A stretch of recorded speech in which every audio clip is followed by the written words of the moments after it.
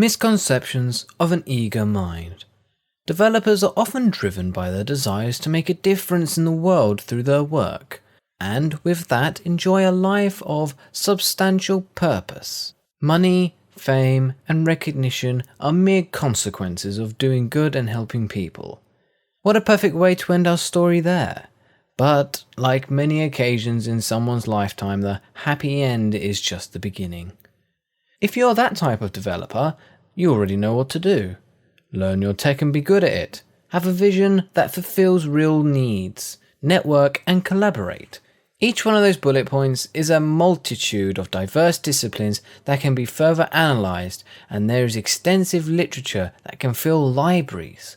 Pun intended. In line with this literature, the tech industry is blooming with new discussion groups, conferences, and meetups surfacing at an increasing rate. On par, there's a continuous interest from startups in providing collaborative services, time tracking, and performance monitoring tools. We are getting better in teaching and tooling for our application development, but does that make us better application developers? Stop listening. There are many people in the tech industry that don't create or manage anything but are very vocal about all popular affairs. You may have heard them be given the titles of mentor, advocate, or evangelist. Evangelism as a method of broadcasting ideas comes from religion. The definition says, to espouse on one's beliefs, convincing through trust rather than real arguments. This is mostly consistent with the role tech evangelists have. They aim to build trust through recognized brands and draw people into using selected products. Admittedly, their main concern is to promote their employers' interests. Under that light, it's obvious that being opinionated is not a choice, it's a mandatory trait for the job. Consequently, advertising becomes a tool reserved only for the selected few that are completely aligned with specific interests, marginalizing every other available solution regardless of actual worth. To say this is biased is not only unnecessary, but also ignorant of how large corporations work. There's a common practice in the commercial world where the supply of goods can dictate the creation of trends. Companies have been doing this for centuries.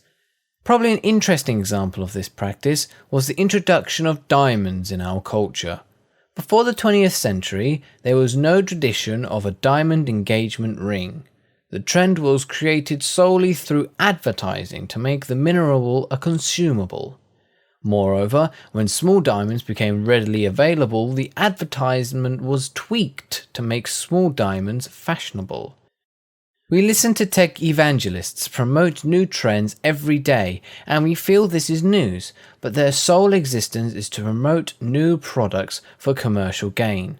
If you pay attention to this constant bombardment, you might believe the tech world is an ever-changing industry, when in fact, technological advancements are made in leaps and don't come all that often. Stop following. Since advertising is biased, it seems obvious how measuring success through popularity is one of the most broken concepts in our time. Yet we still vastly respect popular frameworks, popular personalities, popular products. We respect them so much that we become followers and their advocates in our own right. The truth is that no one owns the future, and we are all discovering it as we go. Anyone being put on a pedestal feels compelled to stay one step ahead of the curve, which can result in them being exposed by committing to assumptions and predictions that will not be realized. This fear breeds arrogance as a natural side effect, and when status preservation is pinnacle, undermining others becomes a useful strategy. More concerning than the character alteration of trendsetters is that this creates a toxic environment that cripples innovation by not allowing people to express a unique opinion unless they are bona fide.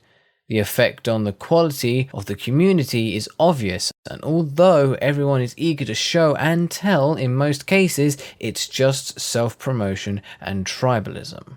Our priorities change when we focus on what's popular, and important aspects of application development like architecture take a back seat.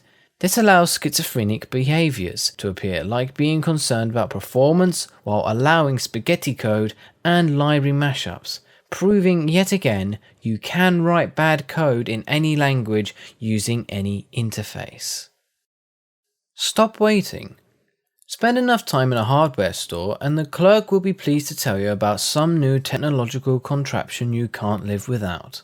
Accumulating tools is not going to make you a better professional. The basic tools are often the ones you will ever use the most.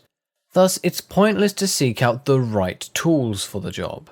There are only existing tools that have been invented and better tools that haven't been invented. If you wait for the best tools, you might be waiting indefinitely. There are no right conditions either. You just do what you want, now. In fact, you can achieve the same result with many different ways, with no real better way. Many tools come with the implied subtext of right way to complete a task, but really there is only an optimal way, which varies based on personal goals. Your goals may be any of the following, all valid to pursue: best readability, less computations, least dependencies, best fit with existing architecture. If you are looking for someone else to make decisions for your application, they'll make the decisions that suit them. Throttling ambition. The real problem in all of this is not the false literature, the empty promises, or the tech star system. Most of this is common sense and a necessary evil in some ways of our society. The real issue here is the effect of innovation. From a corporation perspective, innovation needs to be controlled so it can be harnessed. To control innovation, you need to control the developers that generate it. The PC way to do this is by controlling their ambition. Hence, developers are allowed to be ambitious, but not too ambitious. Let's follow this downward spiral. To control ambition, first you need to control the mind. To control the mind, you need to create the illusion that you have the power to control the mind.